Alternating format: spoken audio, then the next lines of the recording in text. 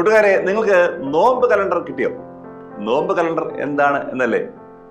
നോമ്പ് എന്നാൽ പ്രാർത്ഥനയും ഉപവാസവും മാത്രമല്ല, മറ്റുള്ളവരോടുള്ള കരുതലും കരുണയും കൂടെയാണ്. അത്തരത്തിൽ നോമ്പ് നോക്കാൻ കൂട്ടുകാരെ സഹായിക്കുന്ന ഓർത്തഡോക്സ് ഗ്ലോബൽ ഓൺലൈൻ സൺഡേ സ്കൂളിന്റെ സംരംഭമാണ് നോമ്പ് കലണ്ടർ. ഇനി നോമ്പ് കലണ്ടറിൽ എന്താണ് എന്നല്ലേ?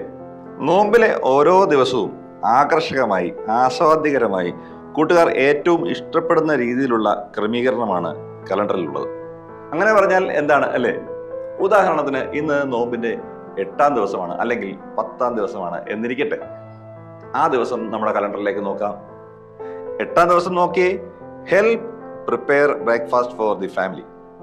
കുടുംബത്തിന് വേണ്ടി ബ്രേക്ക്ഫാസ്റ്റ് ഉണ്ടാക്കാൻ സഹായിക്കുക. ഇനി 10-ാം ദിവസം നോക്കിയാലോ, help mummy with a task they usually do by themselves.